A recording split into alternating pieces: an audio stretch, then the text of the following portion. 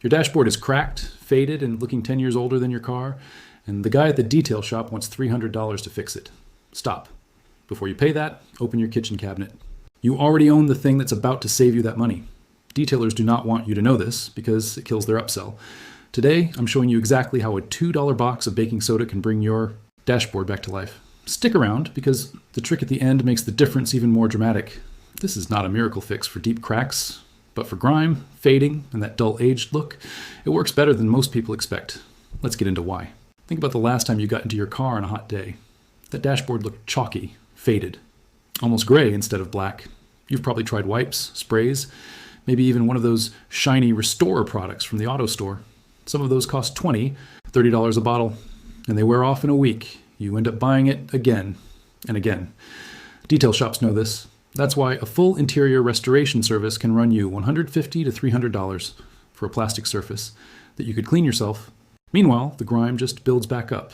Dust, sunscreen residue, skin oil, spilled coffee.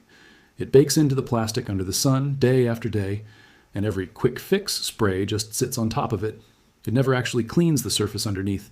That's the real problem. You're not fighting fade.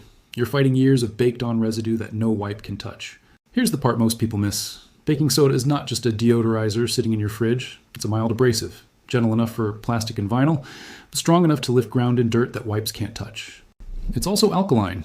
That matters because a lot of dashboard grime is oily and acidic. Sunscreen, hand oils, food residue. Alkaline paste cuts right through that kind of buildup. This is genuinely just basic chemistry, not a secret formula. It's the same principle behind a lot of professional-grade interior cleaners, just without the $30 price tag and the fragrance chemicals. So here's exactly how to use it. First, mix 2 tablespoons of baking soda with just enough water to form a thick paste, like toothpaste consistency.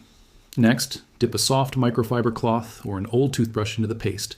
Then, work it into the dashboard in small circular motions, focusing on faded or grimy patches. I don't scrub hard. Light pressure is enough, and pressing too hard can actually scratch textured plastic. After 30 seconds to a minute per section, wipe away the paste with a clean, damp cloth, then dry it fully with a separate dry cloth so no residue is left behind.